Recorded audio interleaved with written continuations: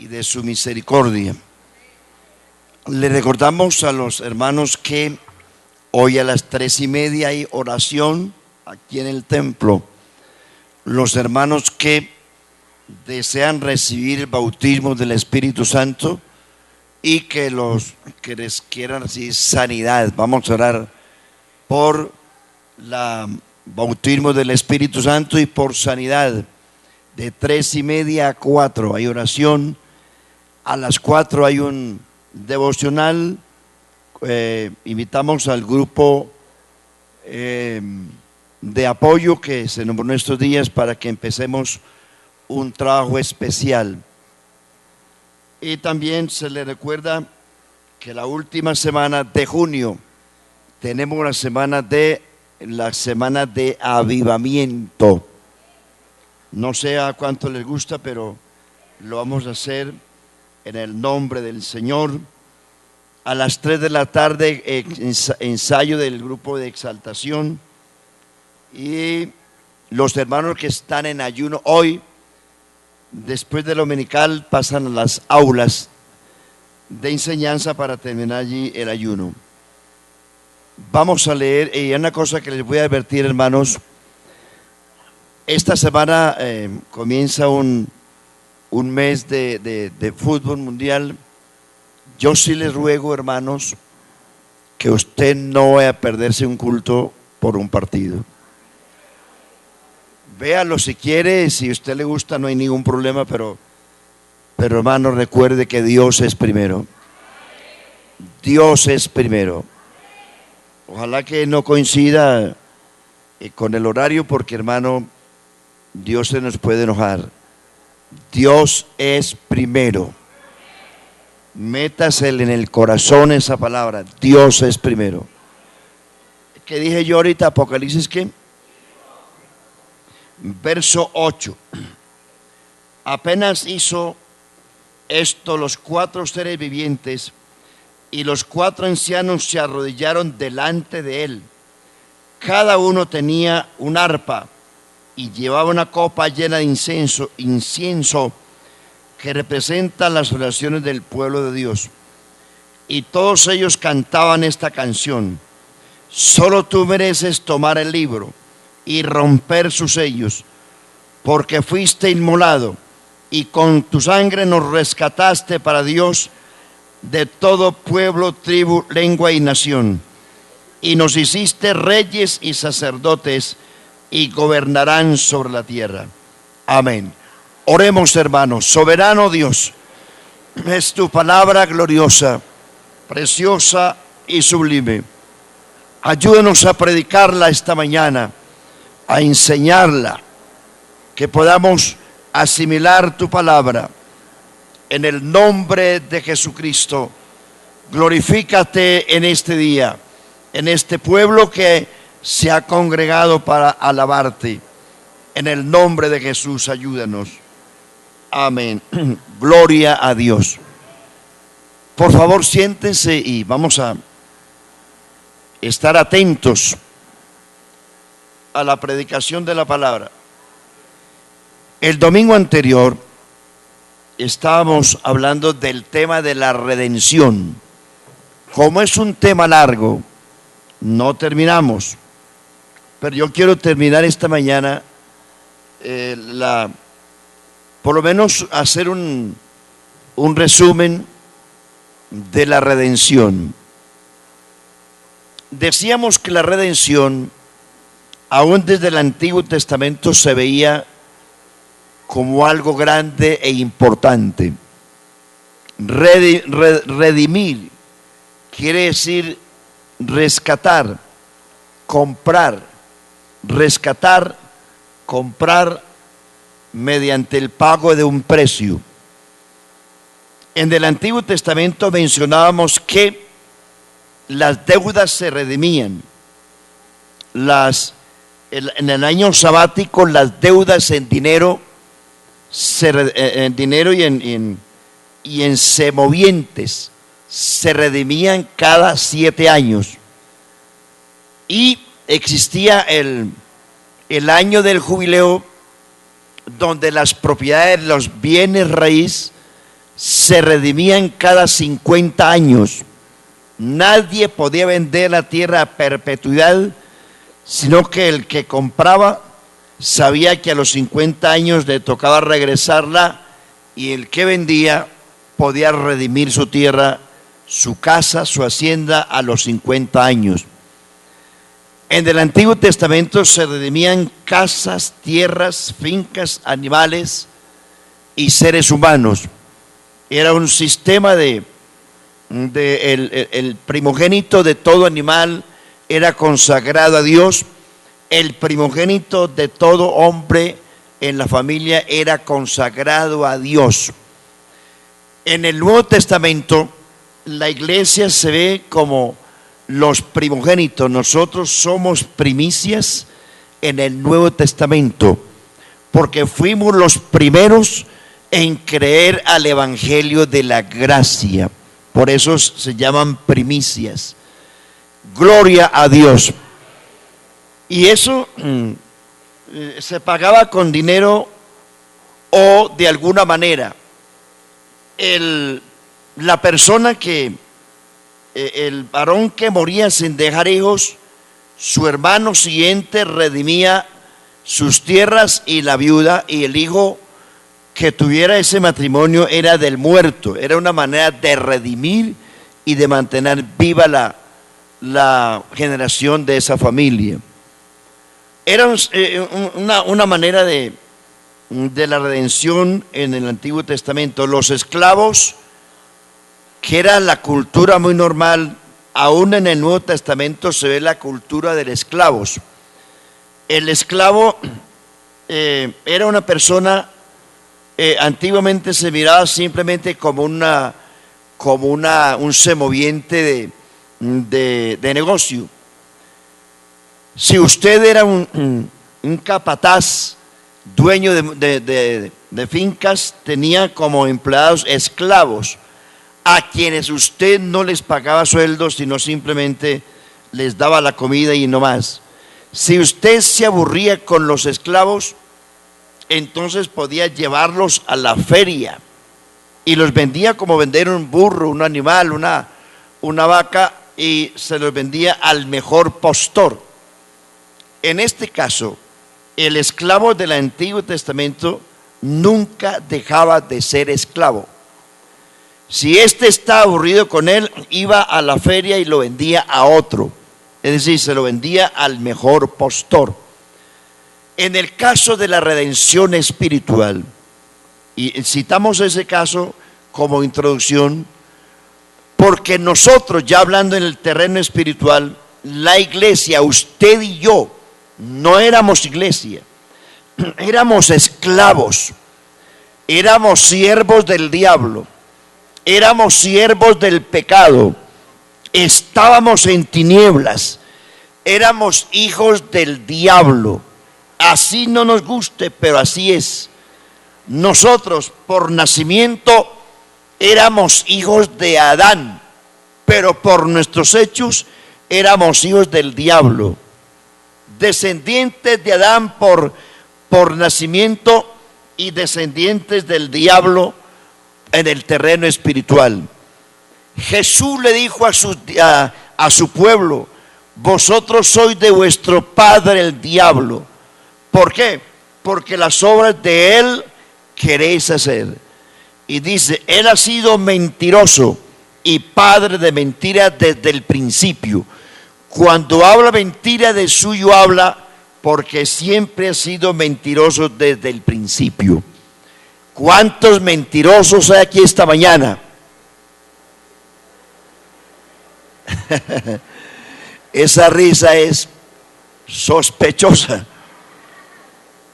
Sospechosa. Ve, levante la mano.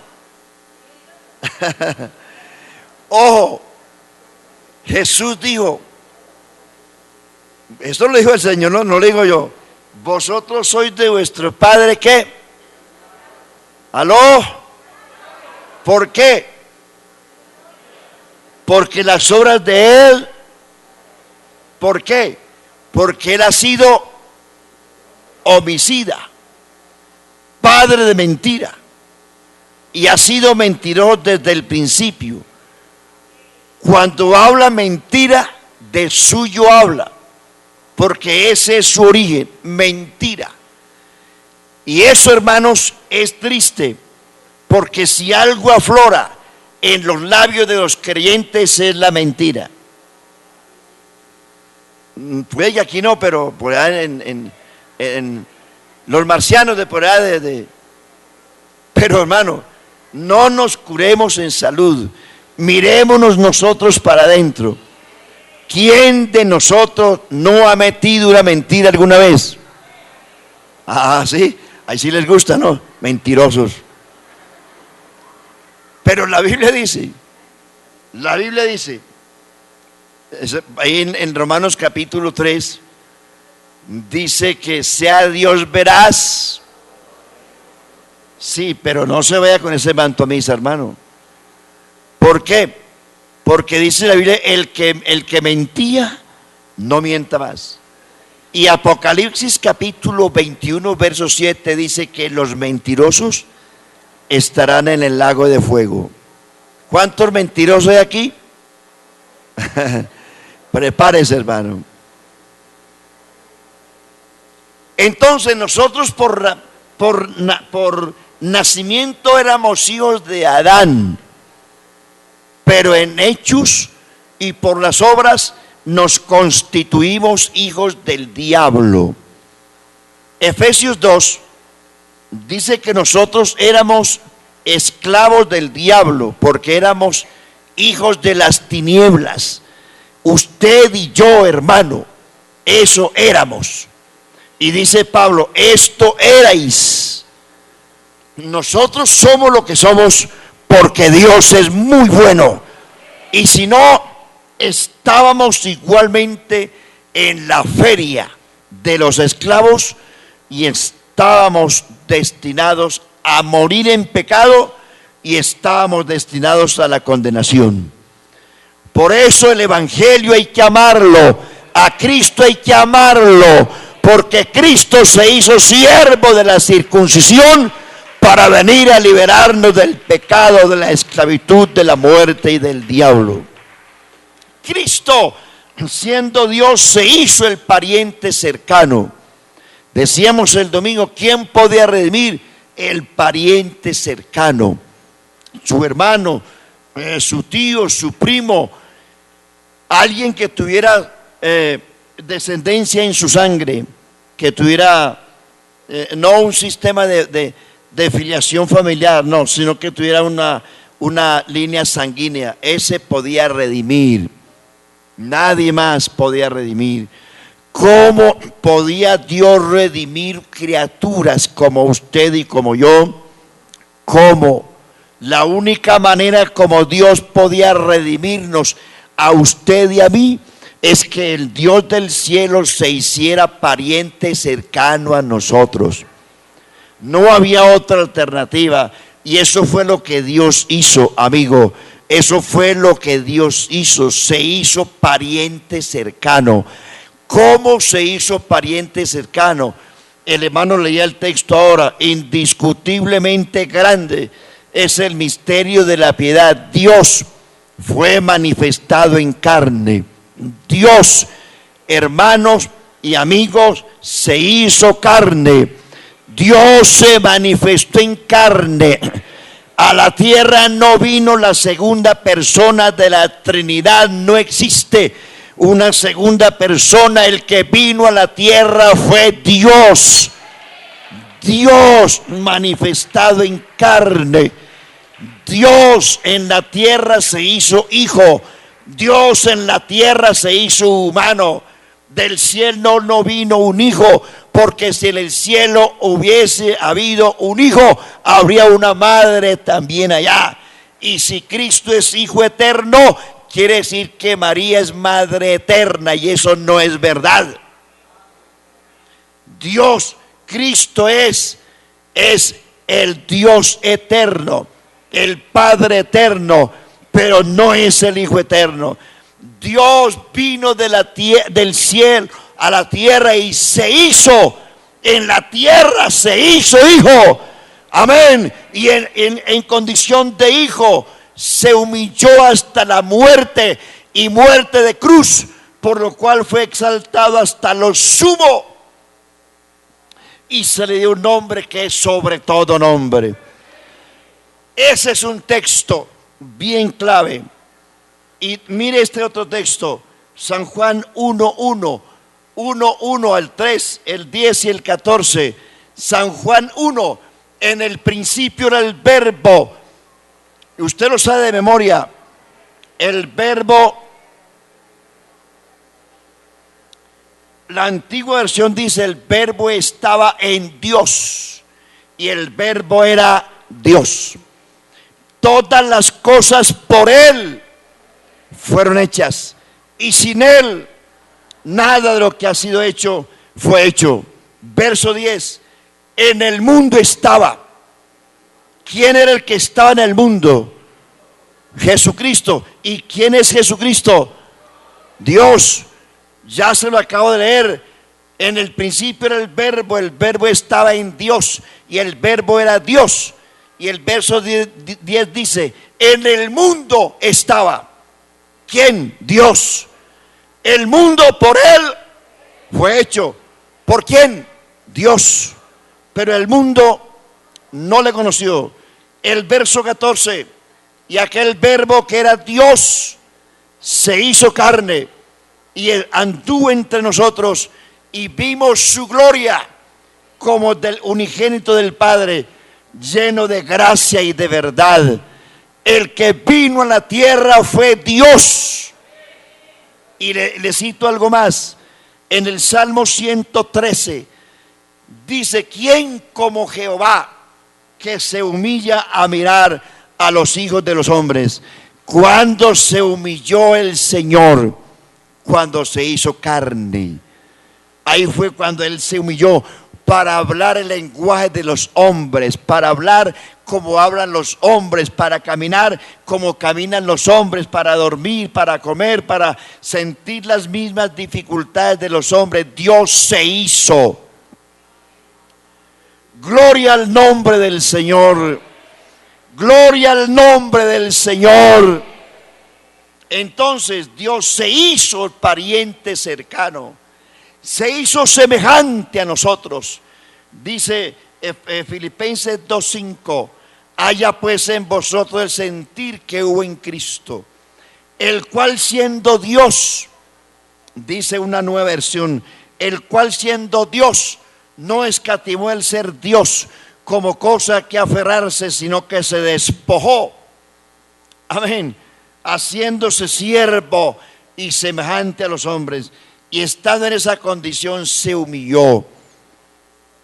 Hebreos capítulo 2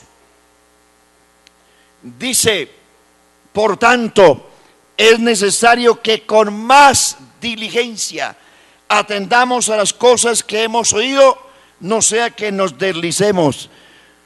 Porque si la palabra dicha por los ángeles fue firme, y toda transgresión y desobediencia recibió justa retribución, ¿cómo escaparemos nosotros si descuidamos una salvación tan grande, la cual habiendo sido anunciada primero por el Señor? Aquí no vino Juan el Bautista, ni Pedro, ni Pablo. Esta salvación la anunció el Señor, la cual habiendo sido anunciada primera por el Señor, nos fue confirmada por los que oyeron, testificando Dios juntamente con ellos con señales y prodigios y diversos repartimientos del Espíritu Santo según su voluntad. Él se hizo el pariente cercano. Amén. Digan gloria a Dios. ¿Cuántos se identifican con Él esta mañana? Él. Romanos 9:5, de los cuales son los patriarcas y de los cuales vino Cristo, el cual es Dios sobre todas las cosas, bendito por los siglos de los siglos. Segunda de Corintios 5:19, Dios estaba en Cristo reconciliando consigo al mundo, no tomándoles en cuenta a los hombres sus pecados, y nos encargó a nosotros la palabra de la reconciliación. Colosenses 2:9, porque en Él habita corporalmente toda la plenitud de la deidad, y vosotros estáis completos en aquel, aleluya, que es el primero en todo, el principado en todo. Y Colosenses también 1:15 y 16, Él es el primogénito de todo. Dice, en Él, por Él y para Él fueron hechas todas las cosas, las que están en los cielos, las que están en la tierra, sean tronos, principados, potestades, imperios, lo visible, lo invisible. Todo fue creado por Él y para Él, y a Él sea gloria e imperio por los siglos de los siglos. Nuestro pariente cercano, ¿cómo nos redimió? Si usted hace mira por el espejo retrovisor hacia atrás, la redención en el Antiguo Testamento se dio solo a una cosa: al derramamiento de sangre. ¿Por qué Dios usó la sangre? Porque la sangre es la vida del animal o del hombre. Dios le dijo a Noé que de todo animal podían comer, salvo que no podían comer su sangre, porque la vida del animal está en la sangre. Y eso se hizo se hizo ley en el Antiguo Testamento, y toda persona que venía al santuario para confesar sus pecados tenía que traer un cordero y sacrificarlo, y con la sangre se rociaba el tabernáculo, los utensilios, y se rociaba el pecador. Quiere decir que como la sangre es la vida, en ese caso la vida del animal se pagaba por la vida del hombre. En Isaías 53, ya hablando de Cristo, dice: por cuanto derramó su vida hasta la muerte. Es decir, Cristo, cuando derramó su sangre, está diciendo, derramó su vida hasta la muerte. La vida está en la sangre, y por eso es que Dios dice que la vida se pagará con otra vida. En este caso, en el Antiguo Testamento, todo judío tenía que ser redimido o expiado con sangre. Ahora, para la iglesia, usted conoce ya el procedimiento. Él se hizo el pariente cercano porque Dios como espíritu no podía redimirnos. ¿Por qué? Porque se necesitaba sangre, y el Dios espíritu no tiene sangre. No tiene sangre porque es espíritu. No es un ser corpóreo, es espíritu. Y por eso el Espíritu eterno tomó forma humana, tomó cuerpo, tomó carne, tomó sangre. Lo que sí le advierto, hermanos y amigos, es que la sangre de Cristo no es la sangre de Adán, ni es la sangre de José. La sangre de Cristo fue sangre que el Espíritu Santo preparó en el cielo mismo. Amén. María no aportó, sino prestó su vientre. Yo no puedo explicarle, ni la ciencia lo puede explicar, qué ocurrió allí en el vientre de María. Lo cierto es que fue un misterio no se explica ni teológica ni científicamente, es un misterio. Lo cierto es que Dios preparó esa sangre, Dios la preparó. No es sangre de Abel, no es sangre de Adán, es sangre que el Espíritu Santo preparó para nuestra redención, y por eso tiene poder para redimirnos y salvarnos y liberarnos y darnos sanidad. Seguro, la sangre de Cristo tiene poder, y no es la sangre de los corderos. No. Ni una sola persona puede salvar a nadie, ni una. Por muy buena que sea, la sangre o la vida de un justo no puede salvar la vida de un pecador, jamás. Por eso la redención es tan grande. Fue Dios el que tomó la iniciativa. Dios estaba en Cristo, reconciliando consigo al mundo. Entonces Él se hizo el pariente cercano para tomar carne y tomar sangre. Es decir, participó, dice Pablo, por cuanto los hijos participaron de carne y sangre, Él también participó de lo mismo, para destruir por medio de la muerte el que tenía el imperio de la muerte y dejar libres del temor, del terror de la muerte a todos los que estaban sujetos a la muerte. Dice, por cuanto no socorrió a la descendencia, por cuanto no socorrió a los ángeles, sino a la descendencia de Abraham. Es misericordioso y sumo pontífice, y ha venido a ser nuestro mediador entre Dios y los hombres. Si lo tenemos a Él, lo tenemos todo. Otra divinidad, Cristo lo tiene todo. En Cristo está todo. En Él está el Padre, está el Hijo, está el Espíritu Santo. En Él está el Señor, el Altísimo, el Soberano de los reyes de la tierra. En Él está la roca, la luz del mundo, el pan vivo, la resurrección y la vida, el buen pastor. Por eso se hizo pariente cercano. ¿Cómo nos redimió? Haciendo eso, se hizo cercano a nosotros. Y Pablo dice, Juan dice, y aquel verbo se nos manifestó, dice que lo vimos, lo oímos y lo palpamos. Él dice, nosotros lo vimos, lo oímos y lo palpamos, el verbo de vida que tomó forma humana. Y ese pariente cercano, estando en la tierra, vino a usted y vino a mí. Y como cualquier semoviente que se vende en las ferias, así estábamos usted y yo. Así, me perdonan, pero no éramos ni más ni menos esclavos en la feria al mejor postor. Éramos siervos del diablo. No nos gusta, pero así es, siervos del pecado, condenados a la muerte en la plaza, al mejor postor. Vino el Señor, el Redentor. Dios vino. Amén. Él tomó forma de siervo y se hizo pariente cercano.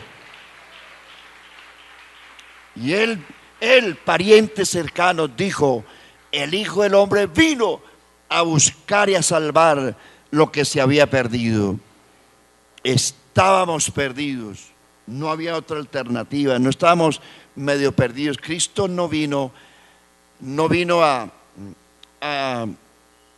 salvar a los medio perdidos. Cristo vino a salvar a los perdidos. Él no nos libró del infierno, nos sacó del infierno. No nos libró de la muerte, nos sacó de la muerte.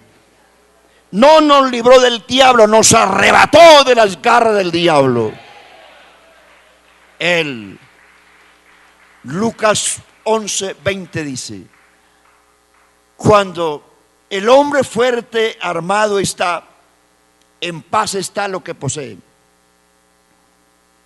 Pero viene otro más fuerte que él, lo ata, lo amarra, lo vence. Gloria a Dios. Le quita las armas en que confiaba y reparte el botín. Ese hombre fuerte era el diablo. Su reino estaba en paz, porque todo estaba bajo su control. Sus armas estaban bien ubicadas. Las armas del diablo eran la muerte y el infierno. Y todo estaba a su control porque Adán se lo entregó. Ese hombre más fuerte es Cristo. Vino, lo ató, lo amarró, lo venció, le dio en la cabeza, le aplastó la cabeza, le quitó las armas en que confiaba. Las armas del diablo eran la muerte y el infierno, y Cristo fue a la tumba para vencer la muerte, y Cristo fue al infierno para vencer el infierno, y se trajo de la tumba y del infierno las llaves de la muerte y del infierno, y ahora Él es el Rey de reyes y Señor de señores, y no hay más. Él tiene las armas, Él las tiene. A su nombre, gloria. Cristo las tiene. Y dice, y reparte el botín. El botín era la iglesia. La iglesia está en manos de Satanás. Cristo vino y le arrebató las armas, se las quitó y rescató la iglesia. La rescató. Y hoy hay una iglesia libre porque hemos sido rescatados, comprados, liberados por el Señor.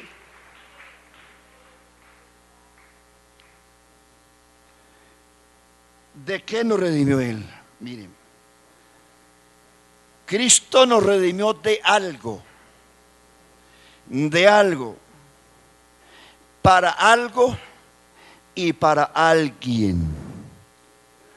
De algo. ¿Qué dije yo? De algo, para algo y para alguien. Primero, de algo, de la ley. La ley no era para nosotros. Sin embargo, dice la Biblia que Dios sometió a todos los hombres bajo la cárcel de 10 barrotes para luego tener misericordia de todos. Aunque la ley no fue dada a los gentiles, la ley se aplica para juzgar a los gentiles.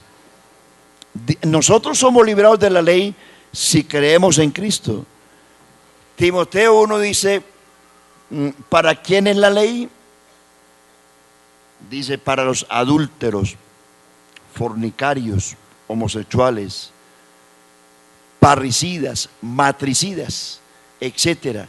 Para ellos es la ley.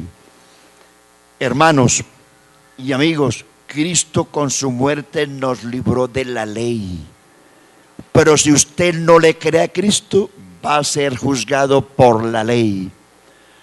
Porque todos los que sin ley pecaron, sin ley serán juzgados. Y los que con la ley pecaron, por la ley serán juzgados.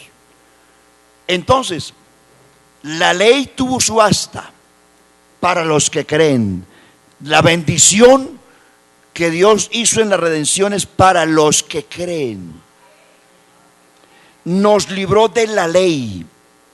Imagine usted nosotros metidos en una cárcel de 613 decretos que componían la ley y que ningún judío fue capaz de llevarla, porque el mismo Pedro en el primer concilio en Jerusalén le dijo a la iglesia: no es posible que nosotros intentemos poner el yugo a nuestros hermanos que nosotros no pudimos llevar, ni nuestros padres.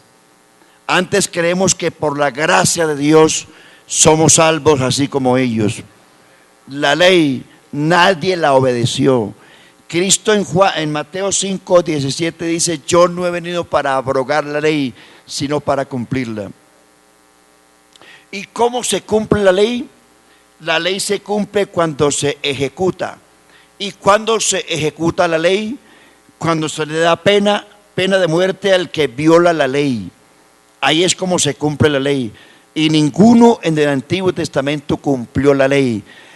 Por eso Cristo vino y tomó el pecado sobre sus espaldas, y con ese pecado fue a la cruz y murió por la ley, librándonos a nosotros de la ley.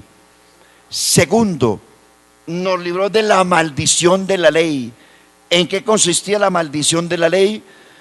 Deuteronomio 28, del verso 15 al terminar, hay allí 84 maldiciones de la ley. ¿En qué consiste eso?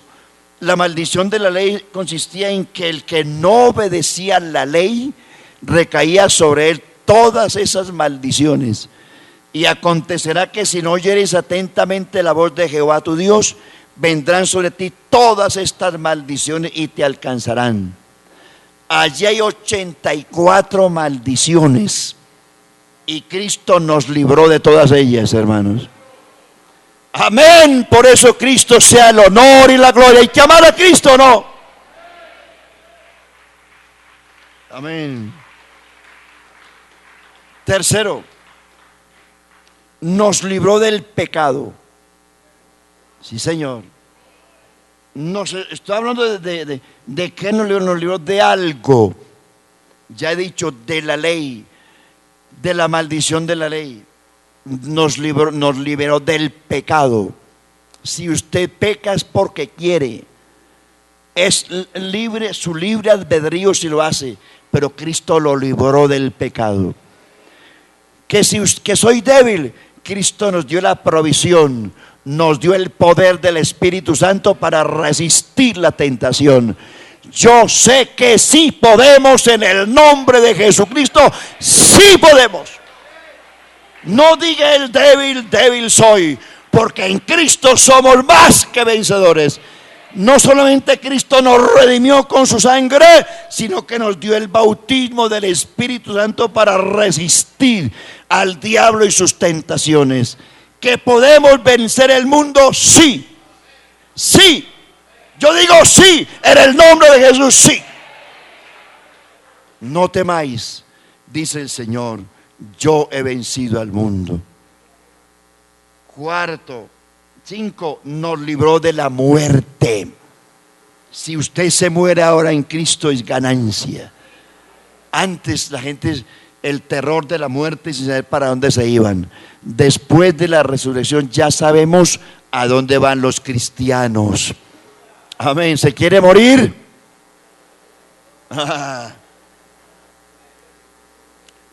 ¿Usted sabe para dónde va? ¿Para dónde va? ¿Para dónde? ¿Ves? Están dudosos. ¿Lago de fuego? Ahí sí despiertan. ¿Para dónde va? ¿Dirá algún burlón para la casa? ¿A dónde van los muertos en Cristo? Ustedes están dudosos, hermano. Tengo que doctrinarlos otra vez, bautizarlos con agua hirviendo, a ver si de pronto se arrepienten. Los veo dudosos. ¿Para dónde van ustedes? Ay, para ir al cielo hay que morir. ¿Cuántos se quieren morir? No le creo. Si se pega un golpecito ahorita en la escala, la ambulancia, los bomberos, la defensa civil, la policía, traigan a todo el mundo, la EPS, en fin, mandamos a traer aquí la clínica de Medellín porque me voy a morir. Así somos. Eso es verdad. Pero hemos sido librados de la muerte. Ya sabemos para dónde va el cristiano. Sorbida es la muerte en victoria. ¿Dónde está, oh muerte, tu victoria? ¿Y dónde, oh sepulcro, tu aguijón? Hermanos, ¿para qué sirve una serpiente venenosa, una serpiente mortal, si ya no tiene veneno? El diablo para la iglesia es esa serpiente antigua, pero ya no tiene veneno. Cristo le arrancó los colmillos en la cruz. Amén. Para la iglesia Satanás no tiene veneno, porque sobre esta roca edificaré mi iglesia y las puertas del Hades no prevalecerán contra ella. Si usted se deja, lo enreda. Pero usted ha sido librado del diablo, del infierno. Nadie de los que hemos creído en Cristo vamos para el infierno, no. De la gran tribulación, nadie de los que hemos creído va a la gran tribulación. Y no se regale, diciendo: yo sí voy para la gran tribulación, porque si usted pasa la gran tribulación es porque se perdió. Después de la gran tribulación no hay salvación para la iglesia, hermano. La iglesia se salva solo en el arrebatamiento. Y hemos dicho, la gran tribulación tiene un objetivo distinto al día presente con la iglesia. La gran tribulación es la oportunidad con que Dios va a restaurar de nuevo a los israelitas, no a la iglesia. Dios no viene por una iglesia cercenada, es decir, a pedacitos. No, es que yo en la gran tribulación me voy también. Se van a ir algunos en el primer viaje. No, al cielo solamente hay un viaje, solo hay un vuelo. El otro es la gran tribulación en la tierra. De las enfermedades, hemos sido librados de la ira de Dios. Nos redimió de la circuncisión, de las transgresiones. Cristo quitó la pared intermedia de separación, anuló los decretos que había contra nosotros, quitó las enemistades de la ley, llevó cautiva la cautividad, se amarró la tentación y la llevó, y ahora somos en Cristo liberados. Si queremos, si queremos. Entonces, ¿cómo fuimos liberados? Cristo pagó el precio. Él vino a la tierra en condición de hombre y nos miró a usted y a mí en la plaza de los esclavos y nos dice: miren, ustedes son de abajo, yo soy de arriba. Ustedes están condenados, yo no. A mí no me ha afectado el pecado, porque Él dice: ¿quién de ustedes me redarguye de pecado? No se contaminó. Mire, ustedes están destinados al infierno, se tienen que morir, y lo peor es que van para el infierno. Dice el Señor: yo les propongo un negocio, hagamos una transacción. Ustedes con unos harapos viejos e inmundos se van a morir como esclavos y terminan en el infierno haciéndole compañía al diablo. Pero yo, el Hijo del Hombre, vine a buscar y a salvar lo que se había perdido. Si alguno me sigue, le dice a la gente, si alguno quiere venir en pos de mí, niéguese a sí mismo, tome su cruz y sígame. Yo, el Hijo del Hombre, vine del cielo. La doctrina no es mía, es del cielo. Yo soy la luz del mundo. El que me sigue no andará en tinieblas. Yo soy el pan vivo que descendió del cielo. El que come mi carne y bebe mi sangre en mí permanece, y yo le resucitaré en el día postrero. Les dice: yo soy el camino, la verdad y la vida. Nadie viene al Padre sino por mí. Señores, yo soy la resurrección y la vida. El que cree en mí, aunque esté muerto, vivirá. ¿Crees esto? Dijo el Señor: ¿crees esto? Pero ustedes tienen un problema. Ustedes están condenados. Pero quiero hacer un negocio con ustedes. Présteme esos harapos viejos que ustedes tienen. Yo me los pongo. Yo les presto mis vestidos. Yo no me he contaminado. A mí nadie puede juzgarme de pecado. Yo me pongo los harapos de ustedes, las ropas inmundas de ustedes, yo me las pongo. Con los harapos de ustedes yo voy a la cruz. Y yo les presto los míos. Mis vestidos son de justicia y de santidad. Si ustedes se los ponen con mis vestidos, ustedes se van para el cielo. Van a ser librados de la muerte, de la tumba, de la muerte y de la condenación. Si ustedes quieren, le dijo Dios, si quieren, présteme unos harapos viejos, yo me los pongo. Ustedes tienen que morir. Y lo peor es que si ustedes se mueren en pecado, se van al infierno. Yo no tengo ese problema, porque yo no he sido contaminado con el pecado de Adán. No, yo vine del cielo. Yo no desciendo de Adán, vine del cielo. Y por eso tengo el poder de hacer con ustedes esa transacción. Dice: ¿la aceptan o no? ¿La toman o la dejan? Entonces, como el hombre no quiso, lo que Jesucristo hizo es tomar los harapos suyos y míos. No quieren, pero yo sí quiero salvarlos. Yo quiero salvarlos y tengo poder para salvarlos. Yo puedo salvarlos, quiero salvarlos y tengo con qué salvarlos. Eso era lo que hacía el Redentor. Tenía que poder salvar haciéndose el pariente cercano. Poder salvar. Segundo, tenía que tener con qué salvar. Y tercero, tenía que querer salvar. Jesucristo aquí es el pariente cercano. Amén.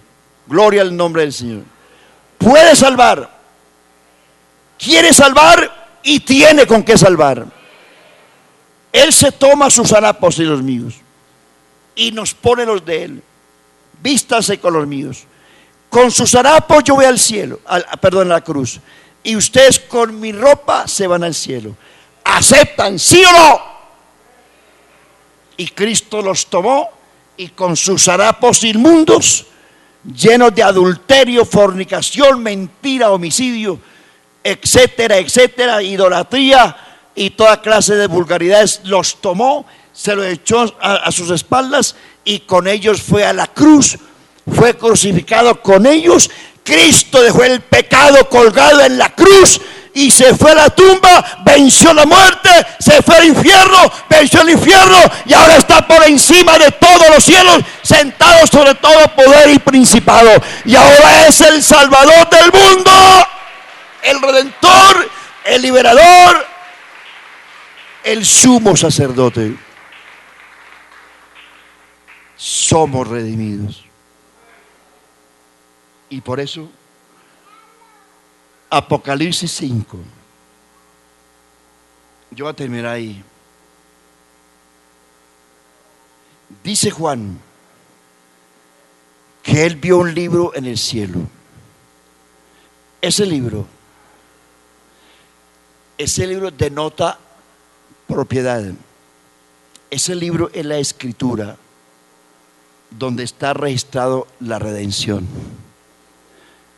Usted con una propiedad, lo primero que hace es una escritura pública, sellada, firmada y sellada por el notario. Y esa propiedad es suya y de nadie más. Ese libro que Juan vio en el cielo es la escritura de propiedad que solo uno tiene derecho a abrirlo. Y dice la Biblia, y Juan vio un libro. Y dice, y yo lloraba mucho. Juan entendió porque Juan estaba en el Espíritu. Juan no estaba en la carne, estaba en el Espíritu. En el día del Señor, en el cielo, en el Espíritu. Y dice, y yo lloraba mucho. Porque el ángel preguntó, ¿quién es digno de tomar el libro y desatar sus sellos? Y dice, y nadie, ni en el cielo ni en la tierra se halló a nadie digno de tomar el libro y desatarlo. Preguntaron en el Antiguo Testamento, hicieron recorrido por Adán, falló. Noé, falló. Abraham, falló. Moisés, falló. Josué, falló. Salomón, falló. David, falló. Pedro, falló. Juan, falló. Los ángeles fallaron. Nadie. Y por eso Juan lloraba, porque Juan entendía que ese libro era la escritura de la redención. Si no había nadie que lo tomara y que rompiera los sellos, es decir, no había redención. Pero un ángel le dice, Juan, no temas. Aquí está el león de la tribu de Judá. El único que ha vencido, el único que ha vencido para tomar el libro y desatar sus sellos. Y yo estaba mirando, dice Juan, cuando Juan ve una paradoja, dice que he aquí el león, dice el ángel, he aquí el león, y dice, y Juan miraba y no vio un león, vio un cordero, y vi a un cordero como inmolado,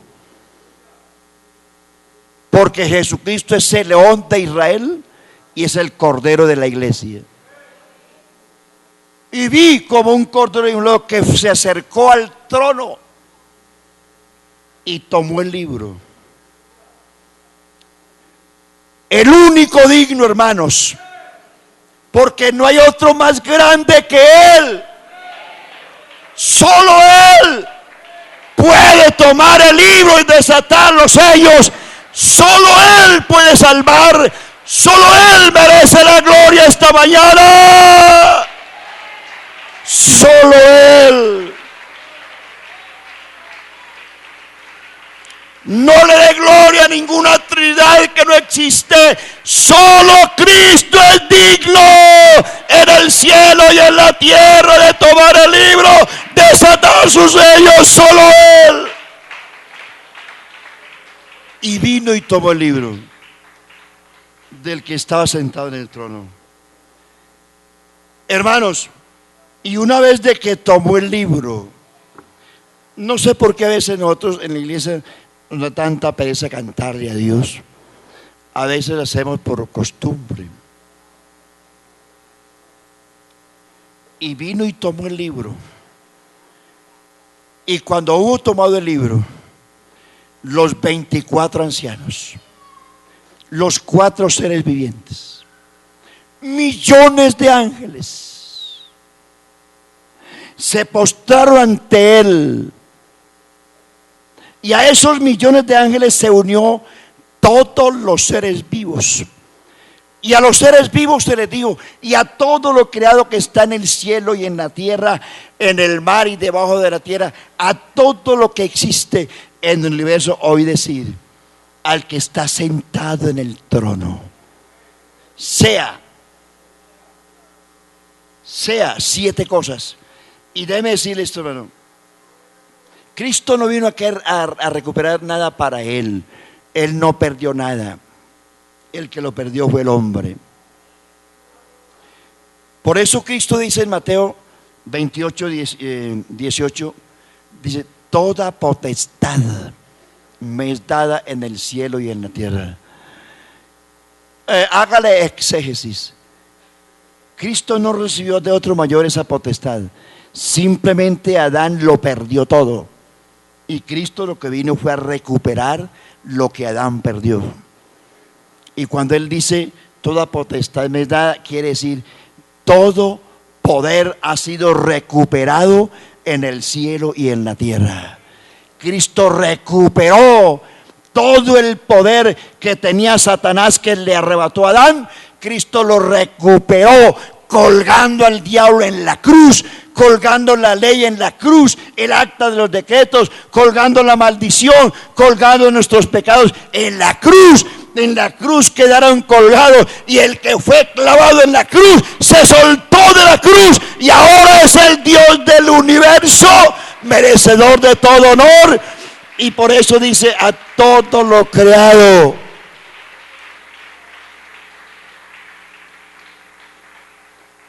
Que está en el cielo, en la tierra, oí decir al que está sentado en el trono y al Cordero. Mire 7 cosas.